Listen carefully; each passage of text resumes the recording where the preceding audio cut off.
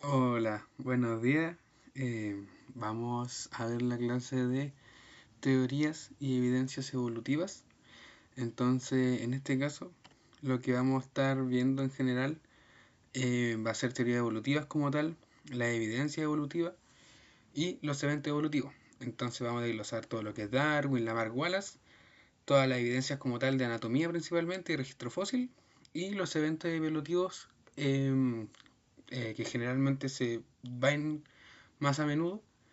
Y si partimos ya con lo de teoría evolutiva, nosotros vemos que los grandes postulados fueron de Darwin, de Lamarck y de Wallace, diciendo que Darwin eh, va a existir una selección natural por parte de los organismos como tal, donde obviamente va a sobrevivir el más fuerte. Lamarck dice que existe un uso y desuso de órganos en organismos vivos, llevando a que algunos sean mucho más aptos para vivir y esos que son más aptos y que desarrollan mejores órganos sobreviven más.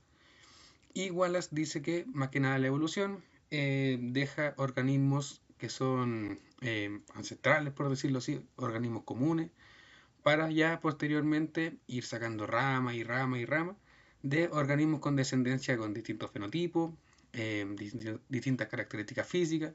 Entonces nos vamos a estar centrando en esto y vamos a ir viéndolo de a poco. Entonces, la teoría de Darwin dice que va a existir una selección natural como tal y una selección artificial. La selección artificial, si la vemos un poco más a grandes rasgos, nosotros la vemos en la ganadería principalmente y en productos que son ya más de tipo para consumo humano. Porque si nosotros vemos esto, todos sabemos que existe una crianza selectiva donde, por ejemplo, organismos como cerdos, vacunos, se crían, se dan mucha hormona, se dan alimentos que son calóricos para que se tengan un crecimiento más rápido, sean animales más grandes. Entonces, en este caso, nosotros lo que hacemos es darle características a los animales para que sean más aptos para el medio. Obviamente, nosotros también consiguiendo un beneficio para un beneficio propio, que en este caso sería la alimentación. Y en este caso, la selección artificial se basa en eso. Yo, como ente superior, entre muchas comillas, elijo los organismos que quiero, le doy las características que quiero y, obviamente, con un beneficio para mí, los puedo utilizar. Ahora, caso contrario, la selección natural, el organismo que mejor se adapta al ambiente es el que se va a reproducir, es el que va a tener las mejores características.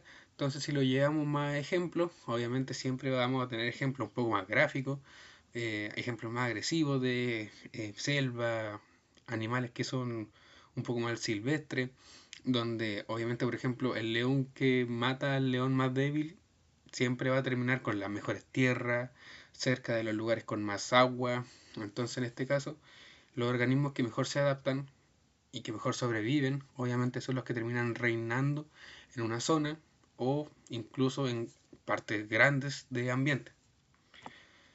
Ahora, yo creo que, no sé si han visto Jujutsu Kaisen, pero el Mahoraga es como la cúspide de adaptación, entonces, en este caso, bueno, lo puse ahí, donde la selección natural como tal, adaptarse a los cambios para sobrevivir, es como lo clave en esto. Y si hablamos un poco más ya de historia, vemos que Charles Darwin fue un naturalista, el cual propuso que estas variaciones vienen de individuos que son mucho más adaptados para vivir en un medio, que tienen muchas más posibilidades de reproducirse y obviamente van a ser mucho más capaces de tanto dejar descendencia como poder mantenerla. Entonces, ¿qué es lo que postula? Postula que hay una herencia de características que le van a permitir a sus hijos ser iguales que ellos. Entonces, por ejemplo, un león que tiene los dientes mucho más grandes que los demás leones va a tener hijos eh, con dientes grandes, que obviamente se van a poder adaptar más al medio. El otro postulado de la selección natural, que como ya lo dijimos a modo general, es adaptarse para sobrevivir. La presión de selección, a esto se refiere que puede ser que inclemencias del tiempo o otros organismos mismos estén presionando a las especies como tal para que o mueran o se adapten y sobrevivan. Entonces, nosotros podemos ver que si hay 5 manadas distintas de leones y pelean entre sí, obviamente eso está ejerciendo una presión sobre todas las especies, o sea, sobre todos los grupos como tal, y obviamente va a ganar el grupo más fuerte, con más cantidad de leones, con características más adaptables. Entonces, en este caso, la presión de selección va a eso. Obviamente también podemos tener una presión de selección desde el medio, donde por ejemplo, ya puede ser que tengamos leones con los medios dientes súper fuertes, muy grandes. Pero ahora, por ejemplo, imaginemos que quedan los leones en una isla casi, donde esa isla se llena de agua, donde está tapado hasta arriba y donde lamentablemente ya no hay una tierra donde caminar. Aquí el león ya no tiene la capacidad para sobrevivir porque el león no es un animal acuático, es un animal terrestre. Entonces en este caso, por el tiempo, por el ambiente, el león se vio presionado a tal grado de que obviamente tuvo que morir porque no se pudo adaptar. Y la variabilidad aquí viene más que nada en que van a haber organismos muy variables, siempre pueden haber organismos distintos, pero aquí va a entrar lo de que si es distinto y no se adapta, muere. Ahora, los pinzones de Darwin fueron descritos en un viaje que hizo él en la isla Galápagos en 1835, donde Darwin observó distintos tipos de aves con distintos tipos de pinzones, donde cada isla tenía su propio especie de pinzón y obviamente variaban en tamaño, en función, en color, porque cada especie se adaptó para un tipo de comida. Entonces, por ejemplo, si nosotros vemos los pinzones que existen en los distintos tipos de aves, vemos que algunas aves tienen el pinzón más grande, puede ser que lo ocupen para comer insectos, otras pueden ser que lo tengan aún más grande pero con una terminación en punta para romper semillas grandes, duras como nueces, cosas así. Puede ser que otras las tengan un poco más alargado, si es que necesitan llegar, alcanzar y obviamente retirarse rápido. Entonces, en este caso, los pinzones los describe como los picos de las aves y cada ave tiene su adaptación para su tipo de comida. Entonces, si yo uso este pinzón para romper este tipo de nuez, no me va a servir. El mismo ejemplo puede ser que con este mismo tipo de pinzón, si yo intento romper una nuez, tampoco voy a poder porque no está adaptado para eso. Y obviamente, si mando estos animales a este tipo de ave al ambiente de este que tiene un pico más adaptado, grande, duro, rígido, terminado en punta, obviamente o se adaptan, generan eh, una fuerza distinta para poder comer o buscan alternativas de comida. Si no se adaptan, lamentablemente van a morir y obviamente así es como funciona la selección natural. Ahora, si nosotros vemos la teoría de Lamarck, ya nosotros vemos que Lamarck como tal fue un naturalista donde creía que los órganos que más se usaban, más se desarrollaban y los que no se usan se atrofian, o sea, pierden función y cada vez se van rezagando más. ¿Qué es lo que podemos ver aquí? Que si nosotros vemos este ejemplo, donde hay jirafas, las jirafas mientras más ocupen el cuello para acercarse a la copa de los árboles, más les va a crecer, más rápido van a poder alimentarse, entonces van a sobrevivir. Ahora, ¿por qué sobreviven entonces? Porque las jirafas se van alargando hasta estirarse, estirarse, estirarse, estirarse, llegar a la copa y comer. ¿Cuál es la acción repetitiva aquí? Estirar el cuello. ¿Por qué sobreviven? Porque estiran el cuello y comen. ¿Qué pasa? Si no estiran el cuello, quedan como jirafas chiquititas, no se alimentan y mueren. Ahora, en relación a lo de atrofia, nosotros vemos que nosotros mismos como humanos tenemos órganos que se atrofian, como pueden ser las muelas del juicio, que en este caso ya casi no tienen un uso, e incluso a veces en vez de servir para el aparato masticatorio, obviamente tienen un perjuicio para la boca porque puede ser que enchueguen los dientes, puede ser que generen una inflamación, van a doler, va a haber que extraerla. Entonces en este caso tenemos esa diferenciación. ¿Qué es lo que postula? Uso y desuso, como puede ser lo del cuello. Tendencia a la complejidad. Siempre los organismos van a estar encontrándose problemas nuevos a los que se tienen que adaptar. Entonces, obviamente, el que más vaya adaptando y más vaya haciendo acciones repetitivas va a generar mejores características y así va a sobrevivir mejor. Que va de la mano con la adaptación al ambiente, donde es lo que decíamos antes, donde el ambiente puede ser muy distinto y puede tener distintos escenarios, pero si se adapta bien, sobrevive. Y la herencia y los caracteres adquiridos, que es un poco lo mismo que decíamos antes. Las jirafas pueden tener herencia de estos caracteres adquiridos. Entonces, por ejemplo, si esta jirafa desarrolla un cuello largo, va a tener hijos con cuello largo. Si esta jirafa desarrolló un cuello corto, sus hijos son de cuello corto. A eso se refiere. ¿Cuáles van a ser las diferencias? Darwin postula que el cambio en sí fue una selección natural y Lamarck que fueron caracteres adquiridos. Entonces, Darwin dice que la selección natural como tal siempre se va a estar dando. Lamarck dice que los caracteres adquiridos son por parte de herencia y que en un momento ya van a dejar de haber organismos distintos a los que comúnmente vemos, como pueden ser lo de la jirafa. Las variaciones son aleatorias acá con el uso y desuso. A recordar que aquí es por repetición, uso y desuso.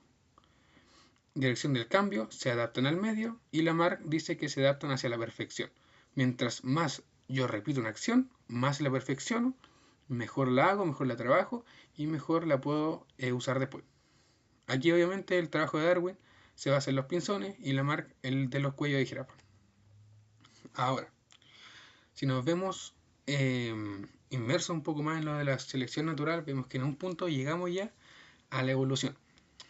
Entonces, pasaron muchos años después de que se exploraron distintos tipos de archipiélagos, islas, evaluando animales, flora.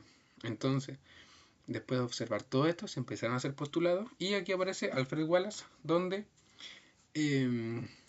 fundamenta la evolución como tal, diciendo que existe un gradualismo donde los animales van desde un ancestro común hacia distintas especies.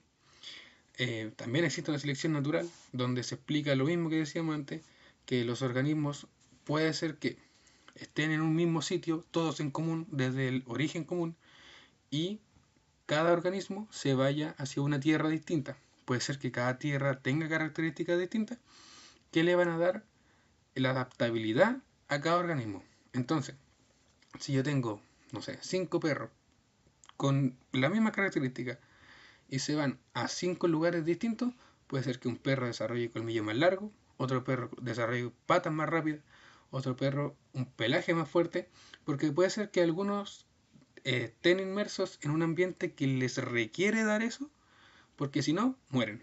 Entonces, por ejemplo, si el perro que desarrolló dientes fuertes los necesita porque tiene que masticar carne muy dura, obviamente lo tiene que hacer. Si un perro tiene que cazar solamente liebres, conejos, hay animales súper rápidos, necesita las patas rápidas. Si otro perro se va a un desierto o a un lugar muy cálido, obviamente necesita un pelaje que soporte esta radiación solar, porque si no, obviamente va a verse perjudicado. Y si no se adaptan, van a morir.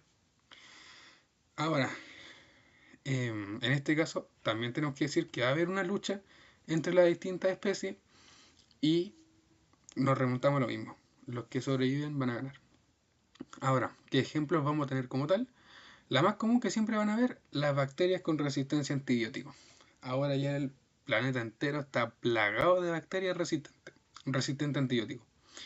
Entonces, por ejemplo, hay muchas veces donde se quiere tratar una neumonía, se quiere tratar una infección del tracto urinario, una ITU, y las bacterias suelen ser resistentes a la mayoría de antibióticos. Entonces, estas bacterias desarrollaron mecanismos para poder resistir antibióticos, para poder resistir tratamientos médicos como tal, y obviamente eso es una marca de evolucionismo. Entonces, obviamente nosotros vemos esto muy marcado en la sociedad. Ahora, si vemos las evidencias evolutivas como tal, nosotros vemos que tenemos que definir la evolución. Entonces, si nosotros como tal la definimos, decimos que es una transformación de las características de las poblaciones de seres vivos a lo largo del tiempo. Entonces, a lo largo del tiempo nosotros tenemos que ir cambiando nuestras características para poder adaptarnos. ¿Cómo lo vamos a hacer? Nosotros tenemos distintos tipos de explicaciones acá. Una es la anatomía comparada. Aquí nosotros comparamos órganos entre distintas especies y vemos si se parecen, si no se parecen, si tienen la misma función, si no la tienen. Y por ejemplo tenemos que existen los órganos homólogos, análogos y vestigiales. Los homólogos van a tener una misma estructura, pero van a funcionar muy distintamente. Entonces, por ejemplo, tenemos que aletas de delfines puede ser que tengan una estructura de hueso muy similar a las alas de murciélago, pero obviamente no cumplen la misma función. Él anda en el agua, él nada. No. El delfín anda en el agua y el murciélago vuela. Entonces, aquí nosotros no tenemos por nada del mundo la misma función, pero sí tenemos una estructura, que esta estructura es hueso cubierto por una membrana, que obviamente me va a dar la capacidad para moverme. Entonces, tenemos una estructura con distintas funciones. En los órganos análogos vemos que tenemos una estructura distinta, pero una función igual. Entonces, vemos que los topos tienen este tipo de patitas, igual que los grillos topos, que son insectos, donde son muy distintas. Aquí se ve como tiene uñas súper largas, son súper duras. Acá el grillo topo, más que nada, tiene unas tenazas que también son fuertes, pero no tienen ni la misma composición, no tienen la misma forma. Entonces aquí vemos que son distintos, pero por ejemplo ambos van a servir para cavar. Entonces va a ser la misma función acá. Y los vestigiales, como puede ser los órganos sin uso, como ya dijimos, la muela del juicio, los pezones masculinos, el apéndice como tal, que ya cada vez se ve que tiene una función, sobre todo a inicio de la vida, que es un poco más de inmunológica, pero ya después se va perdiendo esa función. Hay órganos que la cumplen mucho mejor, entonces ya se deja de ver. En la embriología, nosotros tenemos que hay similitudes entre especies, donde por ejemplo nosotros podemos ver que los arcos faringios que se ven en animales acuáticos y en nosotros, al principio, pueden ser muy similares, pero después generan estructuras completamente distintas. Entonces, por ejemplo, arcofaringios pueden llegar a producir en peces o en animales acuáticos grandes una, un aparato masticatorio muy fuerte, que esté muy entrenado en la caza, pero ya nosotros podemos producir quizás algo algo no tan fuerte de modo bruto, pero sí algo complejo. Entonces nosotros lo podemos usar de manera distinta, pero obviamente resguardando una estructura similar desde el comienzo. Entonces, desde esta semilla inicial, uno puede producir esto y el otro puede producir esto, que es algo que pasa acá. Nosotros tenemos genes Hox, que estos genes se encargan de regular el proceso a partir de genes, o sea, no de genes, de secuencia de aminoácidos, donde después de toda esta codificación se expresan distintos aminoácidos para distintas funciones de moléculas proteicas que dan distintas características como tal. Y aquí tenemos el caso de la mosca de la fruta con el embrión humano. Aquí se van a compartir genes Hox, pero obviamente nosotros vemos una mosca y vemos un humano y son completamente distintos. Pero sí podemos decir que esos genes son compartidos. Entonces, aquí es donde entra la embriología y los orígenes comunes. Nosotros podemos decir que, obviamente, si nosotros nos vemos comparado con una mosca, no hay por dónde compararnos. Pero si nosotros vemos los genes, vamos a estar viendo que tenemos una similitud.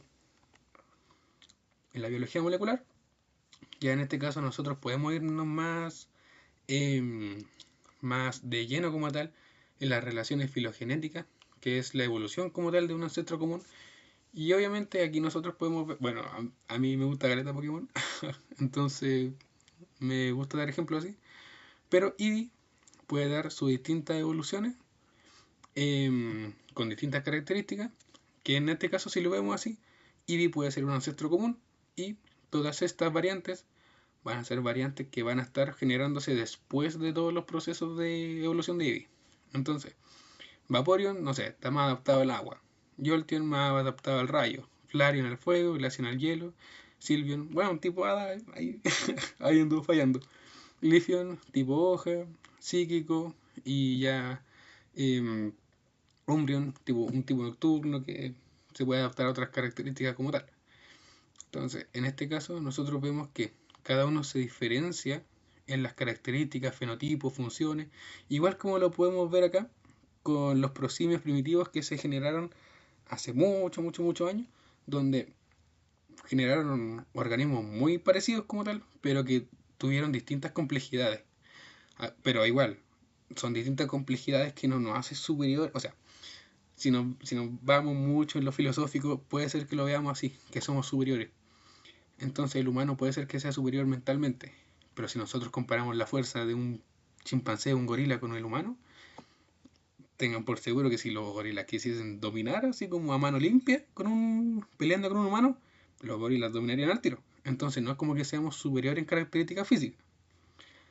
Em, Así que por eso es que se dan distintas ramas y distintas variantes que son más adaptadas al organismo, o sea, al ambiente como tal. Y los registros fósiles, los fósiles pueden ser grabados, donde por ejemplo nosotros vemos que corresponden a huellas principalmente, pisadas, son generalmente por organismos que caminaron sobre superficie blanda y después solidificaron. En las fósiles de inclusión, nosotros vemos que se suele dar en sustancias pegajosas como la resina, donde están en los árboles, se para un mosquito, queda el mosquito dentro y ahí quedó. Esos son los fósiles de inclusión. Y tenemos los fósiles mineralizados, donde aquí se forman cambios físicos, químicos, desde que muere el organismo hasta que queda el fósil como tal. Y nosotros pasamos por varias etapas, donde por ejemplo tenemos la muerte y la descomposición, después este organismo se cubre por sedimentos como tal, después los minerales como el sílice, que es uno de los principales que se da, se disuelven por agua, se evapora, los minerales quedan ahí, precipitan, y después los minerales ya disueltos constituyen la estructura ósea como tal. Entonces en este caso nosotros vemos esta diferencia. Y los tipos de fósiles que nosotros podemos ver ya en el ambiente como tal son estos. Ahora, si nosotros vamos a los eventos evolutivos, vemos que por ejemplo en la especiación se forman linajes que generan dos o más especies distintas. Entonces, por ejemplo, lo más común que vamos a ver siempre es la mezcla entre caballo y burro, va a dar la mula, pero la mula como tal no es compatible con la vida. La mula no se va a poder reproducir. Entonces, en este caso, si nosotros vemos que una mula se quiere reproducir con un caballo o con un burro, no van a poder, porque es un organismo aberrante como tal. Entonces, ¿por qué se da? Se da porque hay organismos que tienen muchas similitudes, como puede ser el caballo y el burro. Puede ser que lleguen a dar incluso un organismo nuevo, pero ese organismo nuevo es tan aberrante que obviamente su variación genética no va a ser posible y no va a poder tener una, una descendencia. Así que existen distintos tipos de aislamientos reproductivos como tal. Aquí tenemos el presigótico y el posigótico. Entonces, en el presigótico nosotros vemos que hay factores que impiden la unión de especies y la formación de su cigoto como tal, que va a terminar siendo el embrión y la descendencia. Tenemos el aislamiento geográfico, donde vemos que son ambientes distintos. Entonces, obviamente dos especies de ambientes distintos quizás no se van a poder reproducir. El aislamiento estacional, donde hay organismos que se reproducen en distintas estaciones. Entonces, por ejemplo, si uno se reproduce en verano y otro en invierno, no calzan. El aislamiento mecánico, órganos copuladores incompatibles. El aislamiento conductual, distintos tipos de cortejo. No va a ser lo mismo que una gallina intente hacer cortejo o una tortuga, por ejemplo. Aislamiento postigótico, la formación de híbridos. Y aquí son los híbridos incompatibles con la vida, como puede ser la mula. Ahora, la especiación, vemos que puede ser simpátrica o alopátrica. En la simpátrica se forman dos especies nuevas a partir de una especie común, pero en una misma zona geográfica. Entonces, si nosotros tenemos esta zona geográfica como tal, con una sola especie y se mantiene el mismo territorio, puede ser que esa especie pueda generar una especiación o una nueva especie como tal. Ahora, eso sería simpátrica porque es en la misma zona. Puede ser también alopátrica, donde puede ser que aquí haya un corte a la mitad, produciendo un canal, obviamente quedan en distintos lados y se van a producir especies completamente distintas. Esa sería alopátrica. En los tipos de selección natural son varios. El normal va a ser obviamente que fenotipos promedios van a estar al centro y las variantes van a estar a los bordes. Aquí se ve este espacio entre la línea inicial y la curva porque me demarca que existen variantes que son iniciales y aquí convergen los fenotipos promedios. ¿Qué pasa en la estabilizadora? Aumentan mucho los fenotipos intermedios y van a disminuir las variantes. Entonces, cada vez van a ser menos las variantes como tal de especie y se van a tender a normalizar en una especie común que va a tener pocas características distintas de lo normal. Y si es direccional, vamos a ver fenotipos de variantes que aumentan su frecuencia y disminuyen los intermedios. Entonces, por ejemplo, puede ser que nosotros teníamos que aquí podría haber habido otro tipo de características, pero se cargaron tan hacia las características contrarias que ya esta especie fue decayendo, decayendo, ya no se vio más y aquí los fenotipos fueron predominando. Puede ser disruptiva, donde disminuye la frecuencia de fenotipo intermedio y predomina principalmente los fenotipos distintos. Entonces, si yo tenía antes un fenotipo común, ahora me voy a quedar en los fenotipos diferentes. El intrasexual es la competencia entre organismos del mismo sexo para poder aparearse, y la intersexual, hay que ver bien esa diferencia. No se vayan a confundir, inter.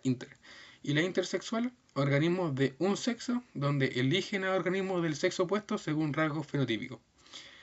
Entonces, en un lado tenemos intrasexual, donde organismos compiten, y en otro lado tenemos intersexual, donde organismos de una misma especie son los que cortejan con las mejores características. Entonces aquí se ve el caso del pavo real, donde generalmente el pavo real que tiene las plumas más grandes, más lindas, más vistosas, va a ser el organismo que tenga una mayor posibilidad para reproducirse. Así que eso sería la clase principalmente. Vamos a estar mandando más videos para el estudio autónomo como tal. Así que cualquier cosa, cualquier consulta nos dicen. Eso. Muchas gracias.